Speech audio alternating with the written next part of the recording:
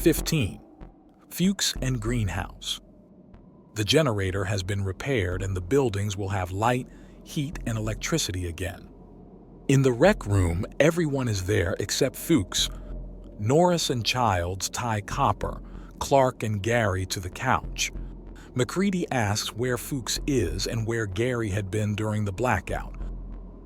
No one knows where Fuchs is and Gary gives no credible answer to his absence. MacReady orders that Fuchs must be found and killed, as the assumption is that the thing has got Fuchs. MacReady divides the search parties. Childs and Palmer are the first group. Knowles, Windows, and MacReady are second group. Norris stays behind to watch over the bound men.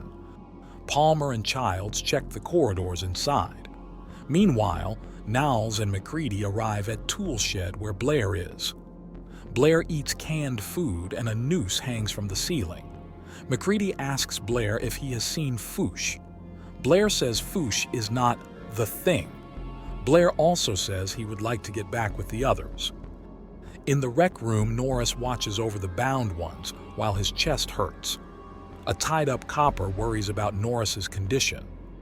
Childs and Palmer find power cables that have been ripped apart. MacReady and Knowles go to MacReady's shack next. The shack is a mess, and its steel roof has been ripped off. The men wonder about the torn roof. It couldn't have been torn by the force of the storm. Knowles notices an inflatable rubber woman whose chest he grabs.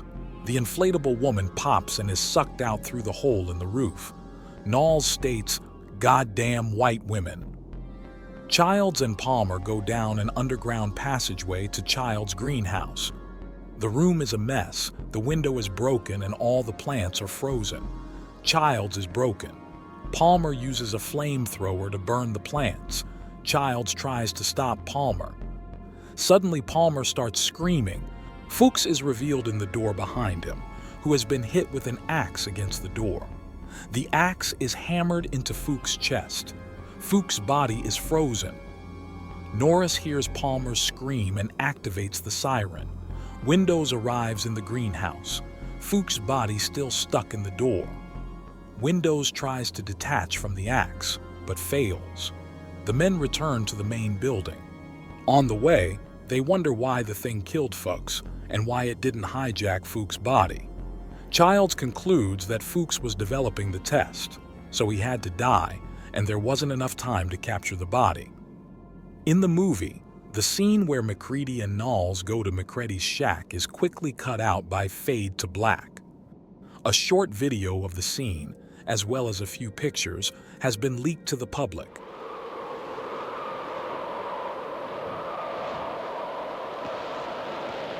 In the movie, Fuchs' death is straightforward, with no major plot involved.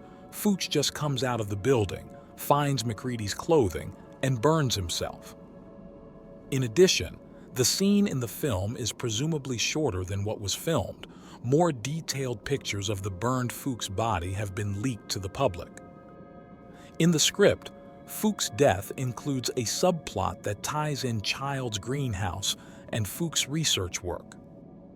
The scene where Fuchs is found in the Childs' greenhouse has been filmed.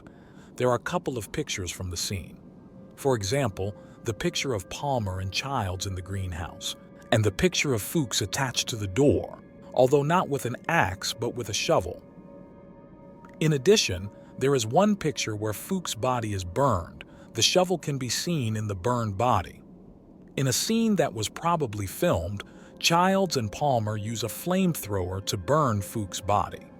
In the scene of Fuchs' search, a short video has been leaked, where Palmer and Childs are walking in the hallway. What do we ever do to these things, anyway? What? Don't walk behind me. Right. 16. MacReady is the thing? In the script and in the film, the suspicions against MacReady are presented in the same way. Inside the building, Palmer is yelling for MacReady. Childs is also yelling for MacReady and Knowles. A storm is raging outside, and a siren calls out to signal a gathering. In the rec room, the crew begins to close the hatches outside the building's windows. Childs, Windows, and Palmer start nailing down the entrances. The crew prepares their weapons when Knowles enters. Palmer asks where MacReady is.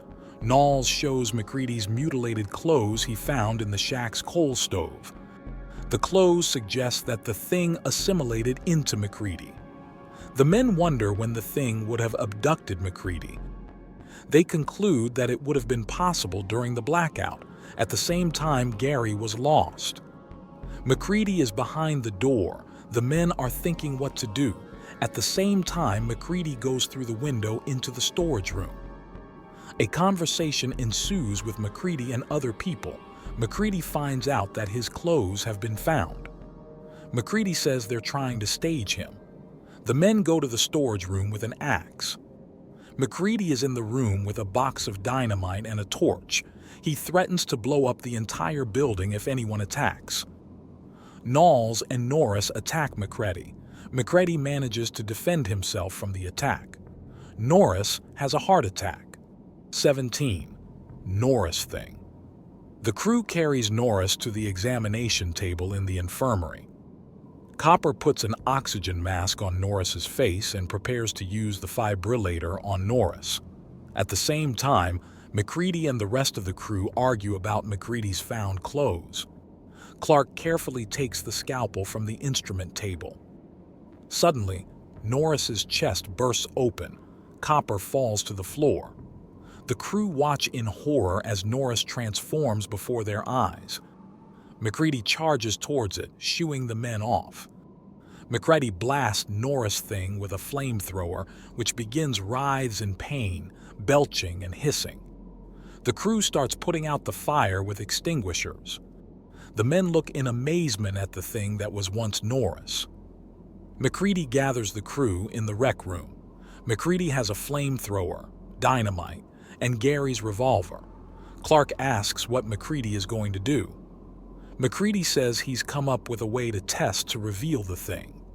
MacReady orders Palmer and Copper to tie up the crew. The crew resists. Childs defies MacReady, who cocks a revolver and aims Childs in the head. Just as suddenly, Clark attacks MacReady with a scalpel. MacReady quickly turns and shoots Clark 3 times. Before the rest of the crew can react, MacReady turns back towards the crew with the revolver. The most spectacular scene in the film is described in a shorter and different way in the script. Unlike in the movie, Copper does not die trying to revive Norris. Also, a separate head that turns into a spider and tries to run away is not in the script. In the script, MacReady shoots Clark 3 times. 18. Testing. The crew is tied to chairs and couches. MacReady tells Palmer to tie Clark as well. Next, MacReady tells Copper to tie Palmer to the couch next to Child and Gary. He strips the copper cable and tells the crew that the blood will reveal the thing when the blood is tested with a hot wire. MacReady tells Copper to draw blood from everyone into sample containers. Lastly, Copper draws blood from himself. MacReady first tests Copper's blood. He heats the wire to glow with a Bunsen burner and presses the wire into Copper's blood. No reactions. MacReady gives the flamethrower to Copper and tells him to watch the others. Next, MacReady draws blood from himself and repeats the test. No reaction. Childs is suspicious of the whole testing. Next, MacReady tests the blood taken from Clark. No reaction. Gary and Childs question the testing. MacReady next tests Palmer's blood. The blood sample container taken from Palmer starts to squeal and the blood tries to crawl out of the container. A bound Palmer rushes towards MacReady, dragging with him the couch where Childs and Gary are bound. Palmer bumps into MacReady, who collapses behind the table. Copper tries to start the flamethrower, which doesn't work properly. Palmer transforms, gets off the ropes, and jumps on top of Copper. MacReady jumps on Palmer to help Copper. Palmer-thing throws MacReady off. Copper is about to fire the flamethrower when Palmer's head bursts open and swallows Copper's whole head inside. Palmer gets up with Copper's body hanging from his head. The crew screams in hysterics. MacReady tries to light the flamethrower, but it's broken. MacReady tries to hit Palmer with a flamethrower. Palmer-thing defends himself. MacReady manages to throw dynamite inside the Palmer-thing, and it explodes, spreading all over the rec room. MacReady continues testing. First nulls, blood unresponsive, MacReady freeze nulls. Next, Windows and Childs. Their blood doesn't react. Finally, Gary. The men are sure that Gary has changed, but Gary's blood does not react to the test. MacReady repeats the test. The blood does not react. Everyone is relieved. In the film, the testing scene differs from the script. In the script, Copper is not dead yet, so Palmer only ties up the dead Clark. In the movie, Palmer ties up Copper in addition to Clark. In the movie, MacReady orders Windows to bind Palmer. In script, Palmer is tied up by Copper. Similarly, blood samples are taken by Copper in the script and Windows in the film. Also, the testing in the script is first done for Copper, not for Windows as in the movie. Next, MacReady, just like in the movie. Deviating from the script, the film next tests the dead Copper. The rest of the testing goes like in the movie. Clark and Palmer are tested. Palmer starts to change, and unlike in the movie, the Palmer-thing manages to take down MacReady. MacReady's problems with the flamethrower seen in the movie are presented to Copper in the script. Unlike the movie, MacReady, Copper, and Palmer-thing fight each other. The fate of Windows seen in the film comes to Copper in the script. In the script, MacReady blows up the Palmer-Copper-thing in the rec room. In the movie, Palmer-thing walks through the wall of a building and MacReady blows it up outside. MacReady return and burn the mutable windows.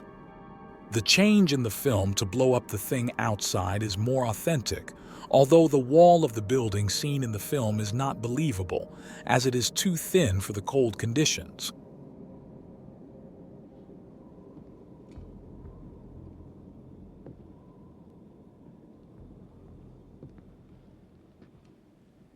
Childs, we're going out to give Blair the test. If he tries to make it back here and we're not with him, burn him.